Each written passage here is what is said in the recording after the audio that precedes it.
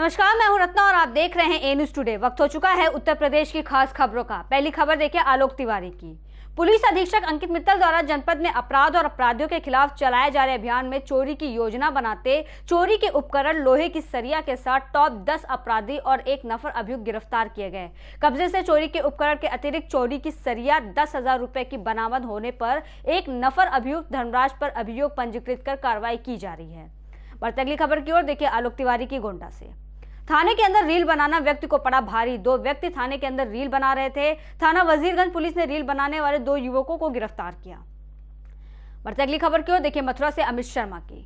बिहार के शिक्षा मंत्री चंद्रशेखर ने रामचरितमानस को पोटेशियम साइनाइड कहा। मतलब उन्होंने रामचरितमानस को विस्फोटक बताया। शिक्षा मंत्री की टिप्पणी पर पूरे देश में विरोध प्रदर्शन जारी है। इसी क्रम में समस्त हिंदूवादी लोग इकट्ठा हुए और सभी सनातनी हिंदुओं ने बिहार के शिक्षा मंत्री का विरोध किया। इस मौके पर श्री कृष्ण जन्मभूमि संघर्ष न्यास के अध्यक्ष दिनेश शर्मा ने कहा कि बिहार के शिक्षा मंत्री का मानसिक संतुलन खराब हो गया है, उन्हें इलाज की बहुत ही आवश्यकता है। प्रमुख समाज सेवी वायरल वशिष्ठ ने कहा कि बिहार के शिक्षा मंत्री पर राजद्रोह का मुकदमा दर्ज होना चाहिए। आचार्य बद्री महाराज ने कहा कि कुछ लोग सनातन धर्म का विरोध कर रहे हैं और धर्म को बदनाम करने की कोशिश कर रहे हैं। आचार्य रामविलास सद्बुद्धि ने कहा कि इन लोगों से पूछना चाहिए कि आप धर्म विरोधी हैं या देश विरोधी हैं। ये सनातन धर्म विरोधी है, इससे मंत्री को बर्खास्त कर देना चाहिए। बीजेपी ने अपने संगठन में बड़े स्तर का फेरबदल किया है। माना जा रहा है कि ये बदलाव आगामी लोकसभा चुनाव को ध्यान में रखकर किया गया है। बीजेपी में लंबे समय से संगठन के फेरबदल की चर्चाएं चल रही थी। वहीं आजमगढ़ जिले के गोपालपुर विधानसभा से चुनाव लड़ने कृष्णपाल को ध्रुव कुमार सिंह के जगह पर आजमगढ़ का नया जिला अध्यक्ष नियुक्त किया गया। वहीं लालगंज के सूरज श्रीवास्तव को जिला अध्यक्ष नियुक्त किया गया। योगी राज में एसडीएम ने फरियादी को मुर्गा बना दिया। आप जो दृश्य देख रहे हैं ये अंग्रेजों के जमाने का नहीं है, ये बरेली में मीरगंज एसडीएम का दफ्तर है। एसडीएम का नाम उदित पवार बताया जा रहा है। दम्भ से भरे एसडीएम ने फरियादी को मुर्गा बना दिया, जिसका वीडियो सोशल मीडिया पर वायरल हुआ। बढ़ते अगली खबर की ओर देखिए अमित शर्मा की मथुरा से। उप कृषि निदेशक राम कुमार माथुर ने अवगत कराया है कि मुख्य सचिव उत्तर प्रदेश शासन द्वारा फसलों के अवशेष जलाए जाने से उत्पन्न हो रहे प्रदूषण की रोकथाम के निर्देश दिए गए, जिसके क्रम में पराली को जलाए जाने से रोकने के लिए जनपद, तहसील और विकासखंड स्तर सचल दस्ता समिति गठित की गई है। राजस्व, गांव और न्याय पंचायत स्तर पर क्षेत्रीय कर्मचारियों की ड्यूटी लगाई गई। फसल कटाई के दौरान प्रयोग की जाने वाली कंबाइन हार्वेस्टर के साथ super straw management system, straw reaper, straw rake, baler और अन्य कोई फसल अवशेष प्रबंधन यंत्र का उपयोग किया जाना अनिवार्य होगा। बढ़ते अगली खबर की ओर देखिए ब्रिजेश पांडे की सिद्धार्थनगर से। सिद्धार्थनगर हापुड़ में अधिवक्ताओं के ऊपर हुए लाठीचार्ज के मामले को लेकर डुमरियागंज में अधिवक्ता धरने पर बैठे। साथ ही अधिवक्ताओं ने तहसील समाधान दिवस का विरोध भी किया। अधिवक्ताओं ने मांग करते हुए संबंधित पर कार्रवाई करते हुए अधिवक्ता प्रोटेक्शन एक्ट लागू करने की मांग की। साथ ही मांगे पूरी न होने पर अनवरत धरना जारी रखने की बात भी कही। हड़ताल पर रहेंगे लखनऊ के अधिवक्ता। हापुड़ के अधिवक्ताओं के समर्थन में कल हापुड़ रवाना होंगे लखनऊ के अधिवक्ता। लखनऊ बार एसोसिएशन लखनऊ की बैठक में लिया गया ये निर्णय। हम लोग हापुड़ कांड को लेकर धरना दे रहे हैं। विगत 29 तारीख से ही धरने पर बैठे हैं और पिछले 29 तारीख से हम लोग धरनारत हैं और सरकार से हम लोग जो अधिवक्ता प्रोटेक्शन एक्ट लागू करने की मांग कर रहे हैं। और हापुड़ में जो हमारे अधिवक्ता साथियों पर जुर्म ढाया गया है, मारा गया है, हम लोग चाह रहे हैं कि उनको जो घायल हुए उनको 5 लाख मुआवजा दिया जाए तथा दोषी पुलिसकर्मियों के ऊपर मुकदमा दर्ज किया जाए। वहाँ के डीएम एसपी और जो है को वहाँ हटाए, तत्काल प्रभाव से ट्रांसफर कर दिया जाए। यही मांग को लेकर के हम लोग धरनारत चले आ रहे हैं। और सबसे बड़ी बात है, जब तक हम लोगों का अधिवक्ता प्रोटेक्शन एक्ट लागू नहीं होगा तब तक हम धरना बंद नहीं करेंगे। अधिवक्ता एकता। आप लोगों ने तहसील समाधान दिवस में जो है बाधा डालने का काम किया, इसको लेकर क्या कहेंगे? हम लोग तहसील समाधान का विरोध कर रहे हैं। विरोध करने हमारा धरना प्रदर्शन आज तहसील जब समाधान दिवस लगा है तब भी हो रहा है और इसके पहले से भी जो है हम लोग धरना प्रदर्शन में धरनारत है। गत 29 तारीख से ही हम लोग लगातार जो है 29 तारीख से ही धरना प्रदर्शन में हम लोग लगे हुए हैं। प्रतिदिन हम लोगों का धरना होता है, कोई दिन बाकी नहीं जिस दिन हम लोग धरना न देते हों। कभी रजिस्ट्री ऑफिस का घेराव करते हैं, कभी एसडीएम को ज्ञापन देते हैं, कभी धरना देते हैं। तो हम लोगों का काम तो आज 15 दिन पहले से ही लगातार चलता आ रहा है। हम लोग को केवल आज नहीं कि आज तहसील दिवस है हम लोग धरना दे रहे हैं या बाधा उत्पन्न कर रहे हैं। वर्षों पुरानी बनी रेलवे कॉलोनी में मकान की गिरी छत। आलमबाग के आनंद नगर फतेह अली चौराहे के किनारे बनी है कॉलोनी। बच्चों समेत 5 लोगों के दब के मरने की खबर। मौके पर पुलिस और फायर टीम मौजूद। लखनऊ मलिहाबाद थाना क्षेत्र के वाजिद नगर में बेटे ने पिता को जमीन जायदाद के लिए सोहन लाल की हत्या कर दी। अपराधी विमल यादव को पुलिस ने पकड़ा, जिसने बताया कि उसके पिता उसके छोटे भाई के साथ रहते थे और सारी जमीन उसके नाम पर करने वाले थे। इस बात से नाराज होकर उसने अपने साथियों को एक एक दुकान दिलाने की बात कहकर साथियों के साथ मिलकर अपने पिता की हत्या कर दी। अपराधी विमल यादव, अरुण रावत और सुमित गौतम पर मुकदमा दर्ज कर सभी को जेल भेजा गया। उसकी गला दबाकर हत्या कर दी। इसमें चारों गिरफ्तार किए गए हैं, जिसमें चारों ही मलिहाबाद के ही रहने वाले हैं।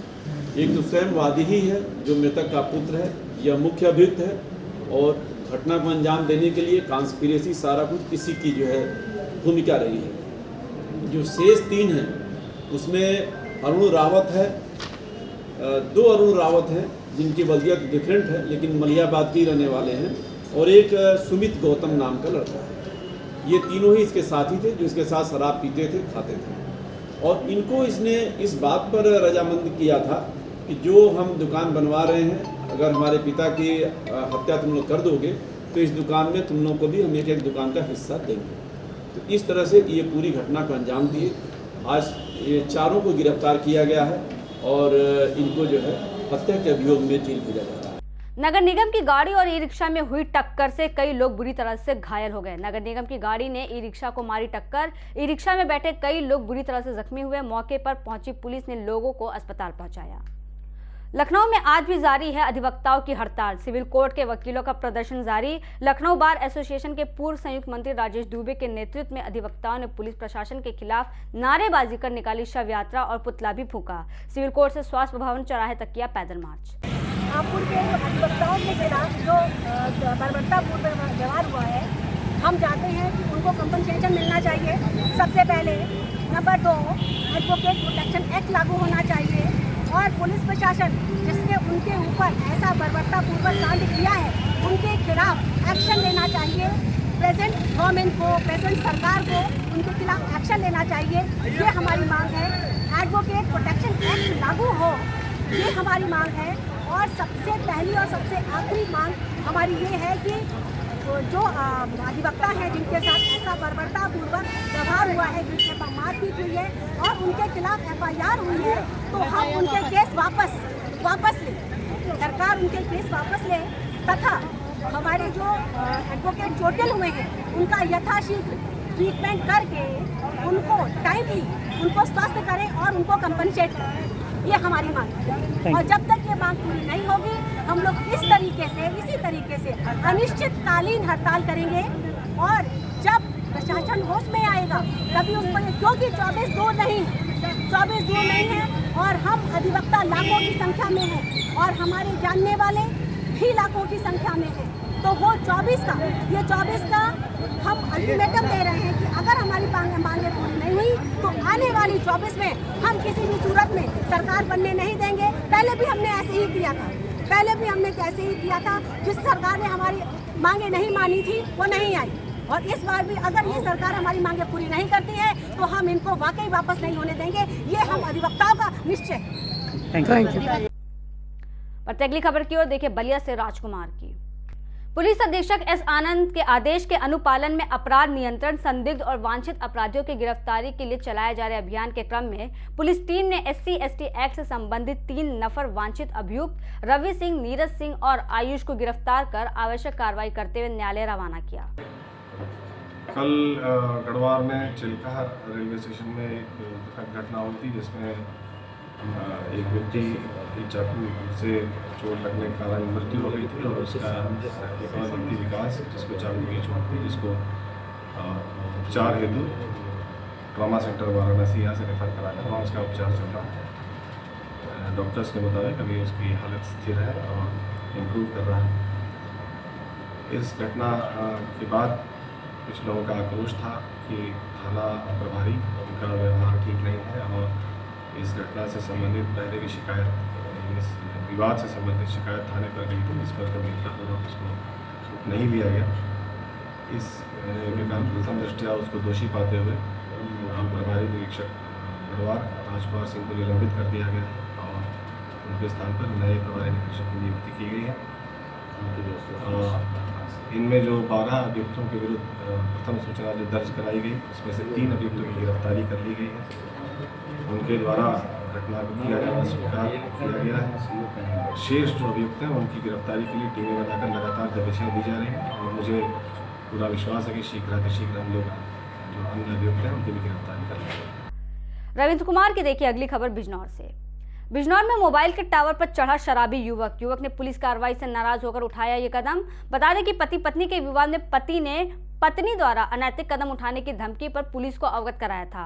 दरोगा रणवीर सिंह ने युवक का मेडिकल कराकर धारा 151 में चालान कर दिया। इस कार्रवाई से नाखुश युवक ने शराब के नशे में मोबाइल टावर पर चढ़कर दरोगा से माफी मांगने और 151 के मुकदमे को खत्म करने की मांग रखी। रेहान अंसारी की देखिए अगली खबर मुरादाबाद से। यूपी के जनपद मुरादाबाद के थाना कटघर गढ़ शहीद चौराहे पर बिजली विभाग की लापरवाही और जरा से एल्युमिनियम के तार के लालच के कारण एक युवक की जान चली गई।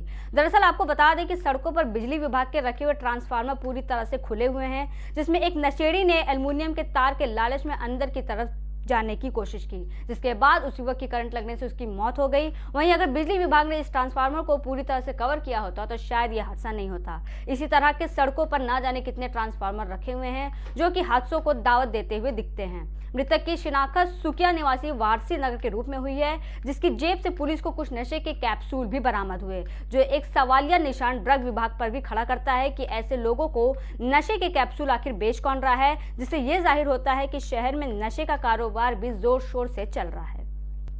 और अगली खबर की ओर देखिए मुरादाबाद से रेहान अंसारी की।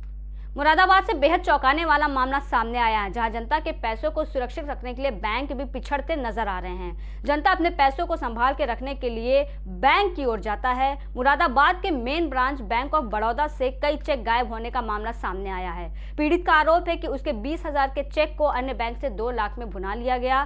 फिलहाल इस पूरे मामले में पीड़ित पीतल कारोबारी जहांगीर ने बैंक के खिलाफ पुलिस से शिकायत कर कार्रवाई की मांग की है। और अगली खबर की ओर देखिए ब्रिजेश राठौर की फिरोजाबाद से। शिकोहाबाद नगर के रेलवे स्टेशन रोड हॉस्पिटल के पास झुग्गी झोपड़ी डालकर जीवन यापन करने वालों के आशियाने पर नगर पालिका ने बुलडोजर चलाया, जबकि इसी नाले पर पक्के अतिक्रमण कर रखे दुकानों का निर्माण कर लिया गया है, लेकिन उनके खिलाफ कभी भी कोई भी कार्रवाई नहीं की गई। गरीबों के आशियाने तोड़कर बेघर कर दिया गया, जिससे स्थानीय लोगों ने इसका कड़ा विरोध किया। और अगली खबर की ओर देखिए मथुरा से अमित शर्मा की। बढ़ते अगली खबर की ओर देखिए मथुरा से अमित शर्मा की। मथुरा एक्सप्रेसवे पर टोल के समीप दोपहर चेकिंग के दौरान आबकारी टीम और पुलिस ने ट्रक के अंदर कंबल कपड़े की कतरनों के नीचे छिपाकर लाई जा रही पंजाब प्रांत की 625 शराब पेटियां बरामद की। इस दौरान पुलिस ने 2 युवकों को गिरफ्तार कर चालान किया। बरामद शराब की अनुमानित कीमत 50 लाख रुपए आंकी गई। शुक्रवार दोपहर आबकारी निरीक्षक गौरव मिश्रा, टोल चौकी प्रभारी धीरज कुमार पुलिस टीम के साथ संयुक्त रूप से एक्सप्रेसवे पर मान टोल के समीप अवैध रूप से शराब तस्करी करने वालों की तलाश में चेकिंग कर रहे थे। इस दौरान 2 शराब तस्कर को पीछा कर पुलिस ने दबोच लिया। पंजाब से लाई जा रही इंपीरियल ब्लू शराब की 625 पेटी बरामद की गई। ट्रक को कब्जे में कर सीज कर दिया गया है। कल गढ़वार में चिल्काहर रेलवे स्टेशन में एक घटना हुई थी, जिसमें एक व्यक्ति की चाकू से चोट लगने के कारण मृत्यु हो गई थी और उसका एक और व्यक्ति विकास, जिसको चाकू की चोट थी, जिसको उपचार हेतु ट्रॉमा सेंटर वाराणसी यहाँ से रेफर कराकर वहाँ उसका उपचार चल रहा है। डॉक्टर्स के मुताबिक अभी उसकी हालत स्थिर है और इम्प्रूव कर रहा है। इस घटना के बाद कुछ लोगों का आक्रोश था कि थाना प्रभारी उनका व्यवहार ठीक नहीं है और इस घटना से संबंधित पहले भी शिकायत, इस विवाद से संबंधित शिकायत थाने पर गई थी, जिस पर गंभीरतापूर्वक उसको नहीं लिया गया। इस कारण प्रथम दृष्टया उसको दोषी पाते हुए प्रभारी निरीक्षक गढ़वार राजकुमार सिंह को निलंबित कर दिया गया है और उनके स्थान पर नए प्रभारी निरीक्षक की नियुक्ति की गई है। इनमें जो 12 अभियुक्तों के विरुद्ध प्रथम सूचना जो दर्ज कराई गई, उसमें से 3 अभियुक्तों की गिरफ्तारी कर ली गई है। उनके द्वारा घटना को किया जाना स्वीकार किया गया है। शेष जो अभियुक्त हैं उनकी गिरफ्तारी के लिए टीमें बनाकर लगातार दबिशें दी जा रही हैं और मुझे पूरा विश्वास है कि शीघ्र हम लोग जो अन्य अभियुक्त हैं उनकी भी गिरफ्तारी कर लेंगे। बढ़ते अगली खबर की ओर देखिए मथुरा से अमित शर्मा की।